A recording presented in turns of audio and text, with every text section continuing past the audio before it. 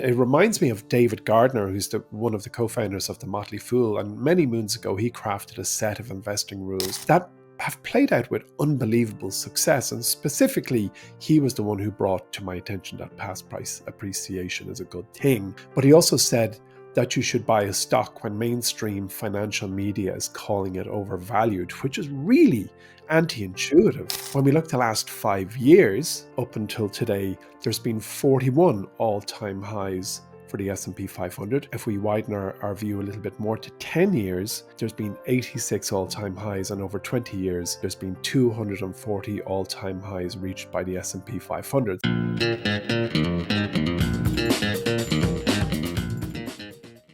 Hi there and welcome to Stock Club, podcast brought to you by MyWallSt. I'm Mike, and joining me in today's episode we have MyWallSt's chief investor, Emmet Savage. Emmet famously compounded his personal portfolio by 21% on average over 20 years to create general wealth for himself and his family. He didn't do this through complicated financial products, nor does he have years of experience in the corporate finance industry. Instead, he distilled a few simple principles and a commitment to long-term investing that has changed his life. We've distilled this process into an easy beginner's course, so if you or someone you know is starting out as an investor, you can sign up today for free at learntoinvest.today to begin your journey to financial prosperity. As always, we'll include a link in the show notes. Today's podcast is brought to you by Vodafone Business. Now, if you're like us here on MyWallSt, you know that running a business is difficult. There are countless things to think about, and many often simply get ignored or completely forgotten about. That's where Vodafone Business can help. They've crafted a suite of tools and supports to boost your business's operations, and the best part is it's free for everyone. From cybersecurity to harnessing the power of AI, building a website and improving how your teams work remotely, Vodafone Business will help you address the often overlooked but crucial elements for your business's success. To get started today, check out their one-to-one VHub digital support and advice service. You'll find everything you need right there. Find the link in our show notes or simply just Google Vodafone VHub for more details. Now let's dive into this week's episode. Emmet, how are we doing? Well, I would usually ask how we doing, but I kind of know how you're doing. You're feeling a bit poorly today. Yeah, it goes with the territory. You hit, your late 40s and things come at you a little bit quicker. But just grand. Nothing too serious. Yeah. But I'll be speaking quietly on today's podcast, I'm sure, to the collective relief of our audience. Yeah, just in case there's any coughing and spluttering, we'll give a trigger warning now. Yeah, exactly. All right, I wanted to start this podcast off with a very strange tone. You know Bill Ackman, don't you? Yeah, of course. So this famous hedge fund manager, one of the probably most famous hedge fund managers out there at the minute anyways. He's the head of Pershing Square Holdings. They have a couple of funds. Famously got a lot of stick. Do you remember around the start of COVID, and he went on CNBC? And he said the world was going to end, and it was Revelations book 1 and all this. And then it turns out that he was shorting the market at the same time. Oh, no, I didn't. It rings a bell. I know he's been busy now kind of goading and poking out, is it Harvard University or all the big colleges about their, I don't know if he's claiming they're anti-Semitic or what's he saying, but I kind of ignore him. What's he up to these days? Well, like every billionaire, it seems he's spending all his time on Twitter. Seems to be the done thing amongst the billionaire class. But I brought him up because the New Yorker did a big expose piece on him, and I don't know, it's really interesting reading because he sounds like a bit of a lunatic. He keeps apparently posting memes of himself as Russell Crowe from Gladiator.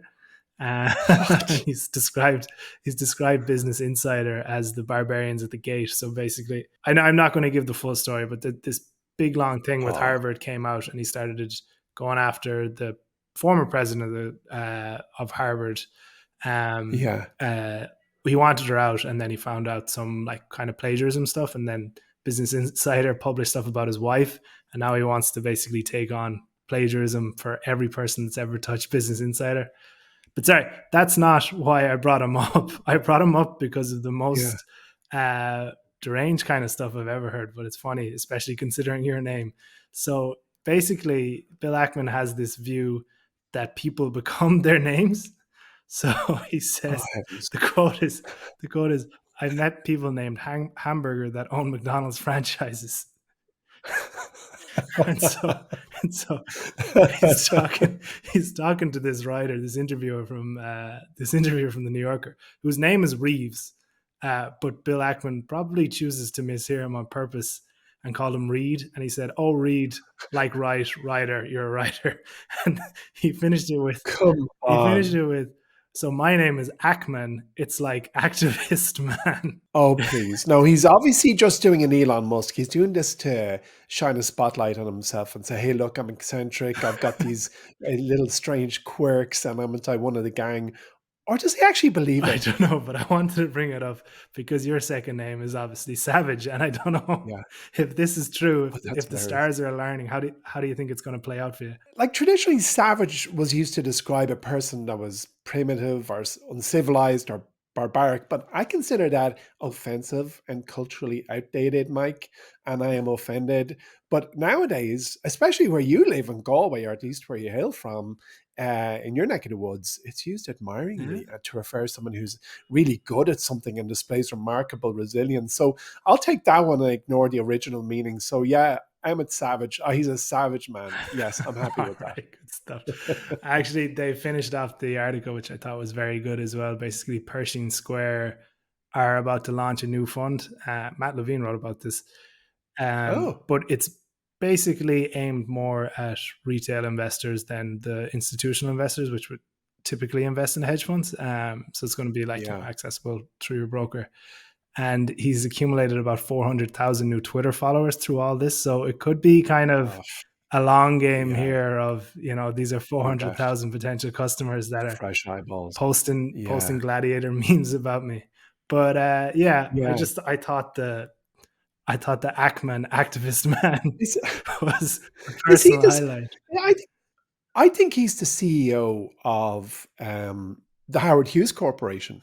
He Does that ring a bell with you? might be Jesus. I don't know.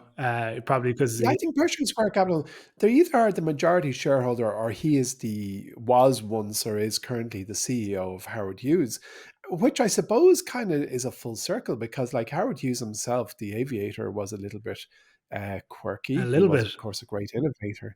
Yeah, oh, he was barking mad, but it's kind of suddenly makes sense. So there you go. The circle of life has come back if he is the Here he CEO of is. Howard Hughes. But yeah, I have tuned him out because he has said enough things that you just realize are very self-serving and an awful lot that I believe to be completely barking mad. Yeah, I just don't get how all these billionaires have so much time to go on Twitter. But anyways, so I wanted to kick off the show on the normal show, part of the Bill Ackman Mm. stuff, by just talking about the current market and the state it's in. So it's basically hitting all-time highs after going through. It went through two bear markets in the past 4 years, which is twice the usual pace, basically, of where you would see a bear market. But Mm. Ben Carson was writing about this. I always quote Ben Carson. There's this interesting anomaly, and it seems very counterintuitive. It's from research from J.P. Morgan, and they found that if you invested in the S&P 500 on any given day since 1988, your average return a year later would have been 12%. However, if you invested on days where the S&P 500 closed at an all-time high, your average return would have been nearly 15%. So that it Wow. extrapolates further out. 3 years is 39% and 50%. 5 years, it kind of gets a bit closer again, 71 and 79. So it has less of a long term effect, we'll say. But as someone who's been through so much market turmoil in your career as an investor, what are your thoughts on investing at all time highs? Does it give you pause as a stock picker? Well, that information is useful for sure. Like, especially if you're an index investor, it really is useful information. And I'm not an index investor. And there's a lot of virtues to being just an index investor. It takes away an awful lot of the variables. An awful lot of the Um, stress too, I but imagine. and a lot of the stress, but a lot of the enjoyment depends on what you're after. But what we're trying, if you're trying to codify what you just said into a system, you can look at the data. And in the last 12 months, as of today, which is Valentine's Day, February 14, 2024, there's been three all-time highs in the S&P 500, with the most recent one being January 29th. When we look at the last 5 years, up until today, there's been 41 all-time highs for the S&P 500. If we widen our view a little bit more to 10 years, there's been 86 all-time highs, and over 20 years, there's been 240 all-time highs reached by the S&P 500. So if we were to take uh, the last data point, which is 240 highs over 20 years, that's 240 months. That's a very clear average of about one high per month. But as we know, it's anything but spaced out evenly. You could get five. new all-time highs in a week and none for a year. But to my point, you could put an equal amount of cash aside per month, and when you see a new all-time high, put it into the S&P 500, everything you've saved up, and start all over again. Start saving till you hear the next all-time high. But it doesn't give me pause. It certainly challenges logic that buying anything at an all-time high is bad. In fact, past price appreciation is always a good thing, and has been proven a million times across life and nature. The strong get stronger and all that stuff. So I do think that if the question is, does it give me pause as a stock investor or a stock picker? It doesn't. It allows me to, I suppose, get confident in businesses that have had a run recently. I think I fall into, I don't know, I'm sure it's called some sort of fallacy or something, but I have an awful aversion to looking at a stock or an industry specifically, maybe. Semiconductors is a good example Yeah. now, which we're going to get into a bit later. Yeah. But I see like a run up that Nvidia has had, and that would really put me off Yeah. it.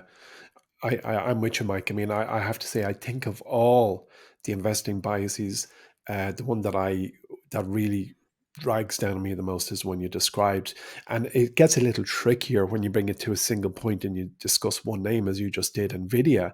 And it reminds me of David Gardner, who's one of the co-founders of the Motley Fool. And many moons ago, he crafted a set of investing rules. I'm going to say probably 30 plus years ago, that have played out with unbelievable success. And specifically, he was the one who brought to my attention that past price appreciation is a good thing. But he also said that you should buy a stock when mainstream financial media is calling it overvalued, which is really Big time. anti-intuitive. If you read an article, you buy Fortune magazine, and this person who Fortune has screened and said, yes, this person is an expert, and they've gone off and they've looked at Acme Bricks and they're saying Acme Bricks is at an all-time high, it's preposterously overvalued. Well, what that says to me is I'm not going to buy it. But what it said to David Gardner, or rather what he said about his rule book back when he wrote it, was that that's a positive sign. And that's pretty incredible, really. But I suppose when you're looking at a business that has grown 10x or 50x or even more, I can't even remember what Nvidia has grown, at least 100x. It means it means there could be more room to run, and your gut says it's over. But funnily, it rarely actually is over, and that's I suppose, the anchor that we really have to try and lift. Yeah, and that feeds into my point, I think, as well. Mm, Perhaps the most salient point from all that research is that just if you picked a random day to invest in the stock market, on average, 1 year later, your investment's going to be up 12%. 3 years later, it's going to be up 39%, and 5 years later, it's going to be up 71%. yeah, And it kind of feeds into what you're saying as well. Is it just a lesson to keep the head down and plow on, irrelevant of the wider macro conditions, especially if you're working with yeah. a 10, 20, or even 30-year time horizon? Yeah, for sure. I mean, there's only a handful of variables for a long-term investor. On the buy side, they are like, what stock should I buy? When should I buy it? Should I buy more? And when should I buy more? I think that's probably the only four buy side questions you can ask. And obviously, the same questions can be applied to the sell side. But sticking to your question, when you look at those variables, timing forms a very large part of that question set, and therefore one's psyche. So the bottom line is, remove it. Invest often and at set intervals. Apart from moving closer to codifying your approach, you can do so in the knowledge that over the long term, it's just as good. And you mentioned Ben Carlson, and I'm glad you did so, because he studied this effect and written about it over and over and over again. For example, in a discussion on the effectiveness of market timing strategies based on valuation indicators like CAPE ratio, he highlighted research that proved valuation-based market timing has not consistently added value. He always asserts that while valuations can help set expectations, they're not reliable tools for market timing. In fact, all of Carlson's writings convey this consistent theme, that the difficulty of market timing and the importance of maintaining a long-term investment perspective. So the way you asked that question is absolutely spot on. As investors who go at this pursuit with a 10, 20 or 30 year time horizon. This is you remove the when should I buy or when should I add more. You find quality businesses, you research, you get on top of their story, and you buy them at regular intervals or as regularly as possible. And I'm not saying that you can't have an edge by being a good market timer. Of course you can. If you had a crystal ball, yes, if you've managed to find a way of timing the market in a specific manner, of course you can have an edge. But when you look at some of the greatest investing minds and thinkers, and I count Ben Carlson amongst them, and the research that they've done, it says that, look, you're better off just going a little often, add a little often. Such a simple rule. It sounds like it's been designed for a child, but very often the best solution is the simplest. Isn't that right? Is that Occam's razor? Yeah, when you hear hooves, think horse, not zebra. Yes, exactly. So basic bottom line. I think when you look at this, the buy side set of questions, you can grossly simplify them by just saying, I'm going to invest a little often. Yeah, and as individual investors and retail, personal investors, we don't have to answer to anyone. Yeah, that's right. We can hold and just sit and take advantage of the time horizon compared to the institutional investors. And this is what Morgan Housel talks about a lot. Don't compare yourself to someone else playing a different game. Do you know? And this comes into play a lot around times of FOMO. The crypto, I was feeling this over the crypto craze when I hear people making fortunes selling ass coin or whatever it is. And like my friend had a great, like, I think it was a fable or a moral come out of all of it. He was like, yeah, I made some money, I lost some money, but I was also investing in ass coin, so I really couldn't blame anyone but myself. Please don't tell me there's such a thing. But anyway. There's that and worse. Before we get into the awful names for some cryptocurrencies, I just want to bring it to our competition, not our competition, Vodafone Business's competition. So it's called Bring Your Business to the Big Screen. So Vodafone Business are obviously big partners with the Irish Rugby team, and they're giving their small business customers an exclusive opportunity to be featured on the LED screens in the Aviva Stadium during the Ireland versus Scotland match on 16th of March. Just to let everyone know, I don't know if it's worth entering. MyWallSt have just put in 1,000 separate ballots, which we will not fix the raffle, don't worry. This competition includes tickets for you to come along and enjoy the match as well. So if you're a business owner or know someone who would love this opportunity, the link to enter is in the show notes, and entries close on the 23rd of February. Do you think we're going to win, Emmet? Yeah, I mean, I'm not going to get on the LED screen by playing rugby. So the only way I can get on that LED screen is by going in and talking to Vodafone. Isn't that what I always say? Go into your local cashier at your Vodafone shop and wreck his head. I say, I wound up on that LED screen. Nothing's going to stop me, and then they're just going to send me to the link in our show notes. So just do it. Okay. Skip the middle bit. Right, Mike. So I'm going to take the microphone for a while because you always have the question asker's seat, and I just thought I want to give it a shot. Like it's the Graham Norton show. Who's the biggest show? The biggest star in the Graham Norton show is Graham Norton. Because every weekend he's the one that brings it together, and I kind of got a little bit of question asker's jealousy. You're our Graham Norton, and that's just not fair. So I want to give it a shot, see if I can pull it off. So I of all the engaging subjects, I'm not going to talk about like the new Avengers movie like Graham Norton would, but I'm going to talk about ARM, the chip designer ARM, and they're having a week to remember with the stock doubling in the space of 3 days after last week's earning report, which is just a face melter. You just don't see that too often. So before we dive in, can you just tell me about ARM? Who are they? What's going on over there? Yeah, so ARM has a very interesting recent history. It's a British chip designer, and it powers essentially every smartphone in the world. It builds these CPUs that smartphones run on. Our old friend Masayoshi-san, who I have a few tidbits of later from SoftBank fame. So he bought it in 2016 and took it private for $32 billion. Then a few years back, NVIDIA tried to acquire it in, I think it was 2020. But it got blocked due to regulatory issues, I think in the UK. And so, anything NVIDIA touches turns to gold and cash and green arrows. So it's not surprising to see ARM making these kind of moves. But instead of selling it after it fell through, SoftBank took it public back in September.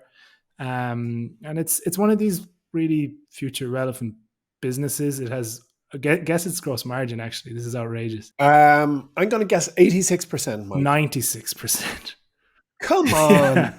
So That's not even possible. this is just put whatever price you want on it and we'll sell it kind of product. But in the last week is where it really kicked off in terms of, I suppose, from an investor's perspective anyways.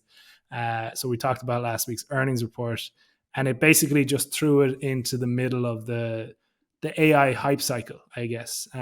But if you go through it, so we said the stock doubled in 3 days at about a $75 billion valuation that took it up to 150 at one point. Wow. So it's not like it's not a penny stock by any means, but it moves like one.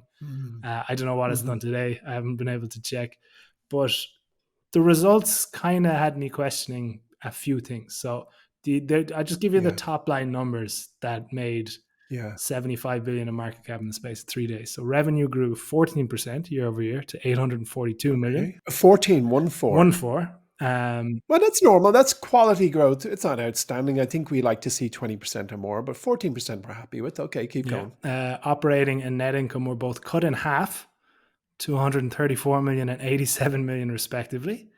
And non-GAAP free cash flow, which is just cash flow from operating activities, came in at 250 million, 257 million, I think was the exact number. So this doesn't really tell me a story of a $150 billion company. I think at the time, what happened? At the time, it was about 50 times sales and about 1,500 times earnings. So it doesn't exactly jump off the page. What magic have they promised the world? Exactly. Then? What's special about it? So this is from the horse's mouth here. So ARM's licensing revenue is supported by increased demand for new technology driven by all things AI. From the most complex AI cloud applications to the smallest edge devices, AI on ARM is everywhere. ARM's performant and power-efficient CPU platform is used by more and more software designers, making it easier for OEMs to adopt ARM technology, which generates further demand from ARM-based chips. They would go on and on, basically talking about AI. And it ends with, as does everybody, as does everyone, as we talked about Sherwin-Williams, of course. But I think this might be a bit more applicable than a paint company. But it finishes off basically saying, with so many applications moving to AI, we expect this demand to accelerate. So basically, ARM and its management have said, look, we're seeing what's happening with, NVIDIA, with super microconductors, with everything else. And it's like, we are in this business as well. Don't forget about us. And it kind of reminded people, all right, wait a minute. This is part of the AI hype. We haven't talked about this business. It's a great business. It's got 96% gross margins, and it's incredibly applicable to the AI market right now. So that's why we saw such volatile moves. But there is a bit more at play here, which we want to get into now. Yeah, tell me. So, this. What could be causing this volatility? I mean, I disappeared off there as you're chatting, looking at its trends and its graph, and this is a very good example of why you have to listen to conference call and figure out what the holy heck is happening. Exactly, yeah. Because that's what we said. Like, the numbers alone don't tell the story, but there is a reason why it moved up as it did, and it wasn't just based on that great little quote about AI. So basically, SoftBank listed ARM in September. We talked about that, but it still holds about 90% stake in the business. So actually, SoftBank shares are up about 30% this week as well, based on this. But because so little of the float is actually being traded, so I think it's about only 9% of shares are available. Right. It means that any moves are amplified. Hence why it's been so incredibly volatile. But here's the kicker. The lockup restrictions from the IPO are set to expire in early March, meaning those early investors can cash out on like something. I think it's almost a 200% gain in the space of 6 months. So it also means, that ouch. Exactly. You're going to see an exodus. There will be an exodus, and invariably that share price will fall back to where it came from. Yeah, 100%. So this is almost like a kind of PSA warning, being like, if you see this company, don't really touch it for the next month, because there's going to be an absolute flood of new motivated sellers coming in, seeing some very easy gains. And as we know, as the stock market works, if there's more sellers than buyers, that's when the stock goes down. So I would expect a very precipitous fall in the coming weeks for ARM. And just So without landing you in, sorry, Mike, but without landing you in it now, what's the short interest like? Because, based on what you said, we are not options traders here. We don't advocate people get into it, but this is a case where, through conversation, you and I believe there's a fairly good catalyst for downward pressure on the stock. So shorting it would sound to me like a logical move for a lot of short traders. Yes, but also any short traders that were in the stock over the last week got absolutely burned when it Crushed. Yeah, they're when gone. it doubled in the space of 3 days. Oh, very interesting. I'm actually looking at the options chain now. I won't dive into it because, as much as my graphs make for exciting an exciting show, describing the option chain would just bring it to a whole new level of bleak banality. Yeah, Bloomberg is saying it's about 6%. Is that correct? 6% sounds about right based on what I'm looking at. But sure, look, let's not do this live. People love our show for just the organic nature of it all. But that is really good. So tell me, so imagine you could only buy ARM today and then it's closed for the rest of your days. You can never buy it again. But the shares you buy today will be given to Junior Mike O'Mahony, as of not yet born, on her or his 30th birthday. Would you buy shares in ARM? No, not. I wouldn't recommend buying shares. I know we talked about valuation; it becomes less important and time horizons. You mean at all, or just in ARM? Never. They don't deserve anything. Wouldn't buy shares. Not into it. Well, cut to white shot. No, I'm okay. Well, I'm that's fascinating. Kind of very terrified of how fast that moves, and kind of a bit tinfoil hatty, but it seems more sinister actors are at play with these kind of moves.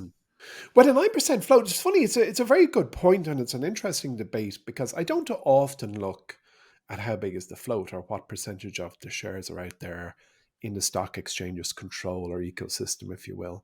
And that's a very good case study that when it's it's a single digit number, that the news will pressure that stock up or down. Yeah, and it's so much easier to manipulate then.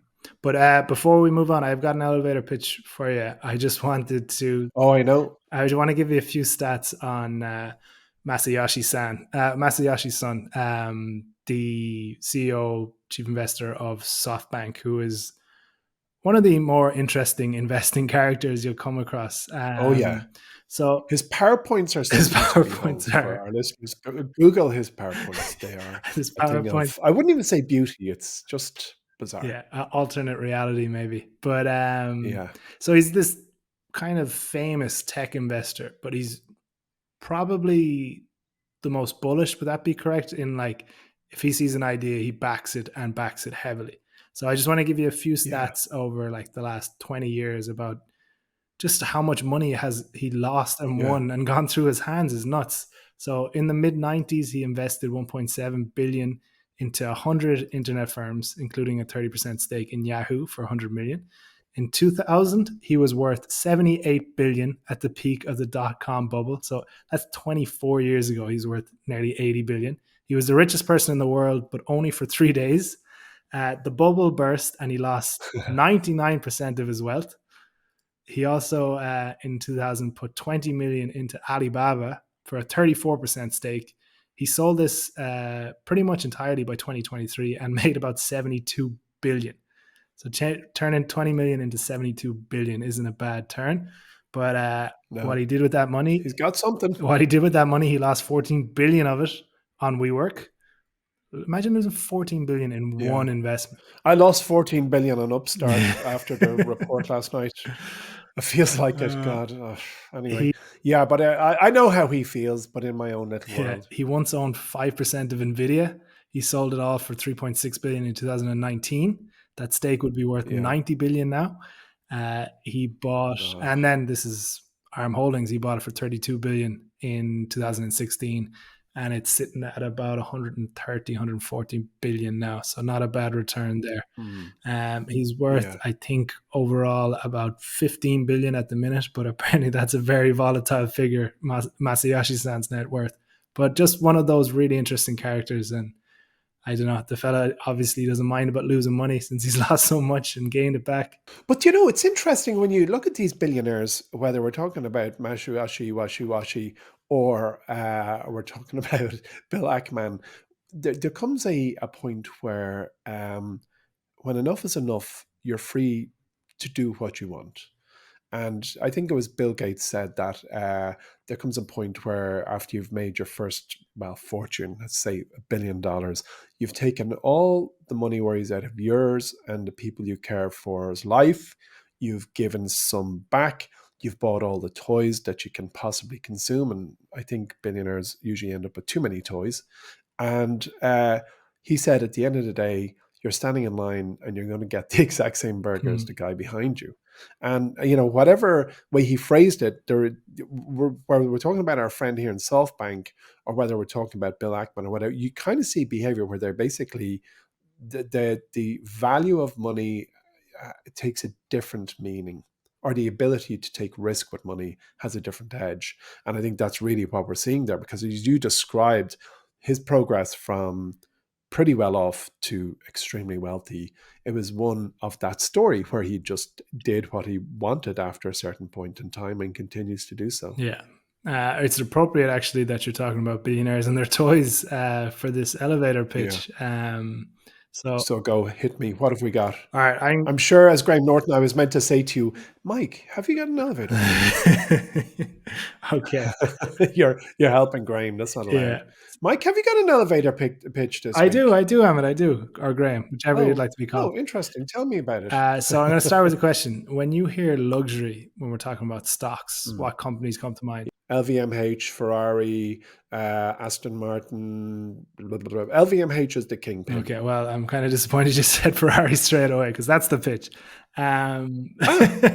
But yeah, I find it interesting when you put it alongside jewelry companies or watch companies or clothing or whatever, as Ferrari does stick out a small bit. But it is that one of the preeminent luxury stocks on the market right now. Yeah, it is. And it's weird to say that its competitors, or maybe not competitors per se, but like comparables aren't Mercedes or Tesla, but Hermes and LVMH. Yeah. And it's this strategy and this luxury approach that's proven to be an incredible investment. It IPO'd back in 2015. I think it's up about 7-fold since. So not a bad return if you can get it. Yeah. And I lampooned that IPO. Really? Yes, I did. I went on this very show and it kind of guffawed at the fact that the CEOs, and he was kind of delighted with the new stitching on their leatherwork, and they'd sold 4 more cars than planned in the last quarter. I just thought it was all very Italian and very eccentric and lovely, but I didn't think it was going to make a great investment. But as you're going to explain, I was wrong, and I'm sure it's going to get better. But it is. It's funny that like he's talking about stitching and stuff, because that's what comes down to with luxury companies. It's all about that's brand conservation and scarcity. If everyone owned a Rolex, then a Rolex wouldn't be worth 50K.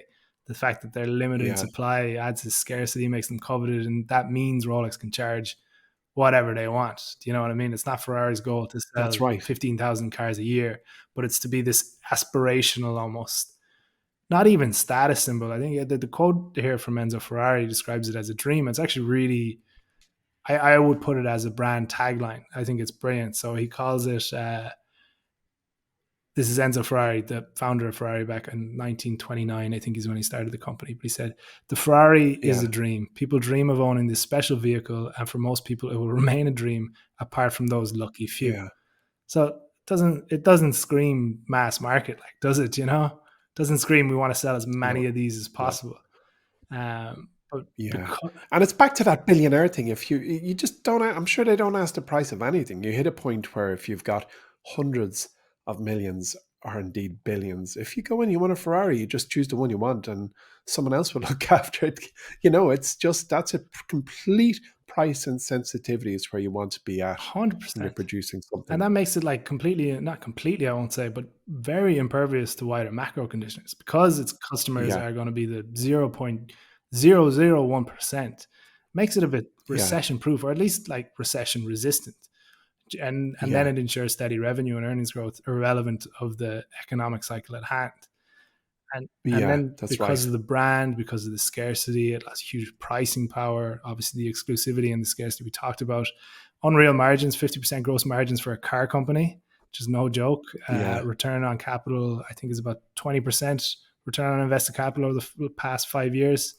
So just a really, really strong business that is doing the luxury route as good as any of them right now. yeah, The one asterisk I have for it, and this is going with a lot of luxury companies, is you're going to pay up. It's a premium valuation. I yeah, think it's trading at roughly 50 times earnings at the minute. Whichever way you can yeah, look at that, whichever way you like, it's still going to be an expensive stock. yeah, What's interesting is that it's not that far off its 5-year average. Price to earnings is about 45, so like it's able to maintain a premium valuation over long periods of time, which is what a lot of quality business will be able to do. So we talked about being kind of deterred by valuation, and you mentioned the Ben Carson stuff. This would be a good example of, okay, well, if I'm holding it for long enough, it should be able to negate some of those kind of issues people would initially see. It's not for a value investor, which is probably apt because yeah. it's not No, no. it's it, Well, there you it's a go. luxury It item, but yeah, yeah. it's So, Mike, have you ever been in a Ferrari? have actually. Would you believe that? Of course, I believe it. It's not that outlandish. Well, I don't know. I was like 15, I think, and Oh, nice. there's a very rich man in Galway who kind of knew my dad, Yeah. and I think he was into cars at the time, and he was driving past or something. And he let me sit in the front seat and took off. I nearly flew back into the Can I ask you headrest. a question? Are his initials DG? No, I don't know who that is. Okay, right. I won't say his name because I don't want to. But Ireland is so small and there's so few people who can afford a Ferrari. I was going to take a wild guess about the richest lad I thought I knew in Galway. But the thing is, like, if you're rich or well off, prosperous, have you ever been in a Ferrari? Yeah, of course. But I think the uber rich, if you say to them, "Have you ever been in a Ferrari?" They go, "I don't know." I don't Like, if you know. don't know, Yeah, you're truly at if it that wasn't level. I don't momentous know. at all, I like mean, yeah, I don't know. exactly. I was in a Ferrari. I was in something. I've been in something for a few years. I was in the back of one. I was in the front of one, but uh, I don't know. But anyway, so are you a buyer of Ferrari, a holder, or a seller? Yeah, I'd be green enough on it. Yeah, I am going to do a bit more research, so watch this space, people. But yeah, Ferrari, great business, and doing luxury right, I think, is the catchphrase I think you'd finish with. Tell me about it. I wouldn't go anywhere without Mike. Yeah. Right. Okay. So, okay, Mike, I'm getting a bit nervous now in the driver's seat. What do I say? Go into You, Vodafone? Is that what I meant to say now? don't worry, I'll take care of the promos, Graham. You've done a great Uh, job. Um, okay. but before we finish up, just a thank you to our friends at Vodafone Business. If you're a business owner in need of a leg up when it comes to your digital transformation, get yourself over to Vodafone V Hub to book your appointment today. Find the link in the show notes for more details. Emmet, thank you very much for joining and hosting for so much of the show. It was a real relief for me. And thanks. Likewise, I think I like it, but I prefer not to be. It takes a certain level of skill to be a question asker. I'd rather just you hit me with questions. I sit here throwing out random thoughts. Okay. Thanks everyone for listening in. If you enjoyed the show, make sure to leave us a review. And if you want to get in touch, you can find us on Twitter at MyWallSt HQ, on TikTok at MyWallSt, or simply just email us at pod@mywallstreet.com. We will talk to you next week. And yeah, best of luck.